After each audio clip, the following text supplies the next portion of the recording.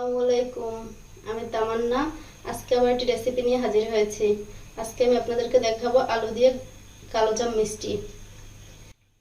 আলু দিয়ে কালোজাম মিষ্টি বানানোর জন্য এইখানে আমি 2টা আলু সেদ্ধ করে ভালোভাবে মেখে নিয়েছি।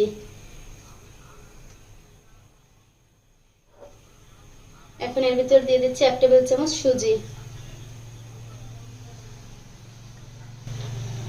হাফ কাপ গুঁড়ো দুধ,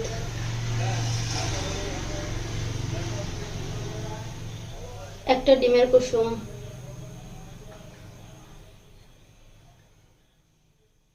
সামান্য একটু এলাচ গুঁড়া,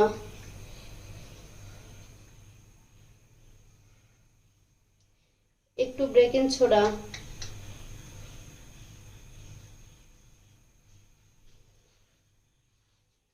এগুলোকে এখন আমি ভালোভাবে একটু মেখে নিচ্ছি।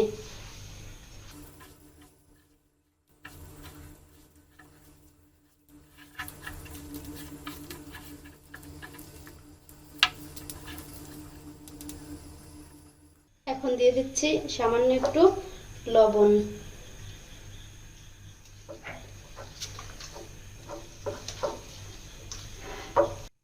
এই পর্যায়ে এখন দিয়ে দিচ্ছি একটু ঘি। ঘিটা আমি অল্প অল্প দেব আর অল্প অল্প মেখে নেব। আপনারা চাইলে ঘিটা একবারেও দিয়ে দিতে পারেন, কিন্তু আমি এই জায়গায় অল্প অল্প দিয়ে আস্তে আস্তে মেখে নিচ্ছি। ডোটা তৈরি করার সময় যদি আপনাদের ডোটা একটু নরম হয়ে যায় তাহলে আপনারা প্রয়োজনে আবার একটু সুজি পুড়িয়ে নিতে পারেন। আলু দিয়ে কালোজাম মিষ্টি বানানোর সময় আলুটাকে ভালোভাবে মেখে নিতে হবে। যদি দলা দলা থাকে তাহলে এটা খাওয়ার সময় মুখে বাজতে পারে, তখন এটা খেতে ভালো লাগবে না। যদি এইভাবে হাত দিয়ে মেখে না নিতে পারেন তাহলে একটু গ্রেটার দিয়ে গ্রেট করে নিতে পারেন।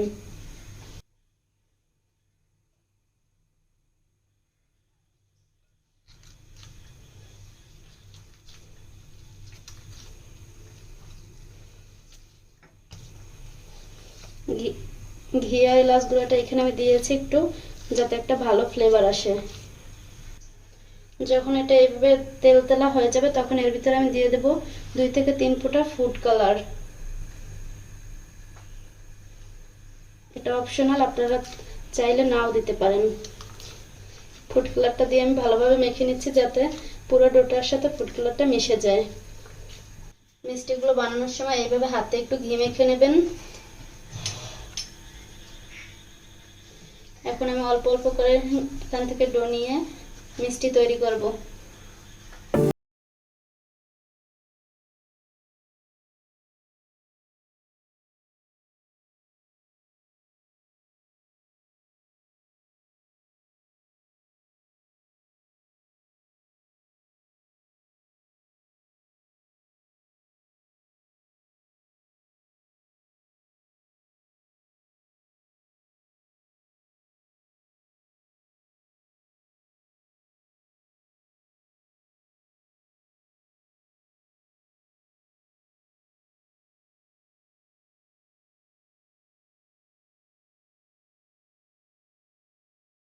দেখুন এটা এখনই দেখতে কতটা ভালো লাগছে, একেবারে মিষ্টির মতোই দেখাচ্ছে।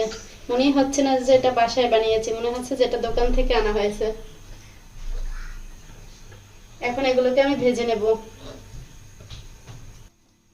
মিষ্টিগুলো ভাজার জন্য চুলায় আমি একটি প্যান বসিয়ে নিয়েছি, এর ভিতরে তেল দিয়ে দিয়েছি। তেলটা গরম হয়ে গেছে অনেকটা, এখন আমি মিষ্টিগুলো এর ভিতরে ভেজে নেব।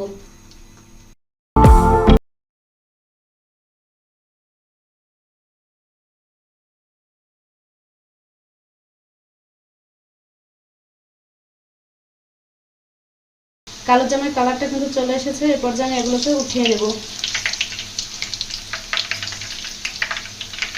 এখন শিরাটা তৈরি করার জন্য আমি চুলায় একটি কড়াই বসিয়ে নিচ্ছি।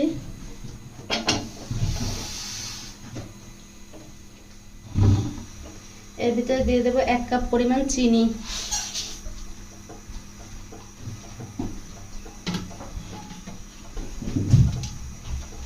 আর পরিমাণ মতো পানি দিয়ে দিচ্ছি।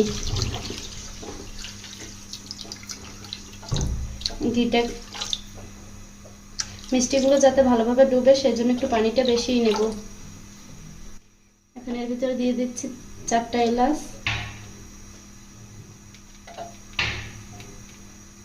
অল্প একটু ঘি,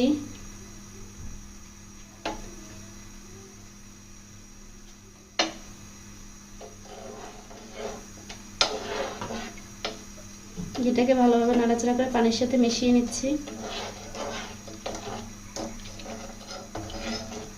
ঘি দেওয়ার কারণে মিষ্টিটার ফ্লেভারটা অনেক ভালো আসবে। শিরাটা হয়ে গেছে, এখন আমি এর ভিতরে মিষ্টিগুলো দিয়ে দেব। আমি মিষ্টিগুলো দিয়ে 4 থেকে 5 মিনিট একটু জাল করে নেব। আপনারা যদি শিরাটা আগে তৈরি করে রাখেন তাহলে মিষ্টিগুলো ভাজার সাথে সাথে গরম গরম দিয়ে দেবেন, তখন আর জাল দেওয়ার প্রয়োজন নেই। আমি শিরাটা পরে করছি, এর জন্য আমি মিষ্টিগুলো দিয়ে 4 থেকে 5 মিনিট একটু জাল দিয়ে নেব। তৈরি হয়ে গেছে, এখন আমি এগুলোকে উঠিয়ে নেব।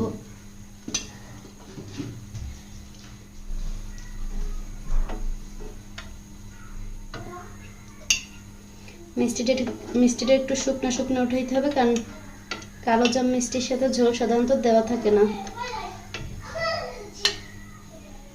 আমি কড়াই থেকে মিষ্টিগুলো উঠিয়ে এখানে নিয়ে নিয়েছি। এখন এর ভিতরে দিয়ে দেবো সামান্য পরিমাণে একটু মাওয়া।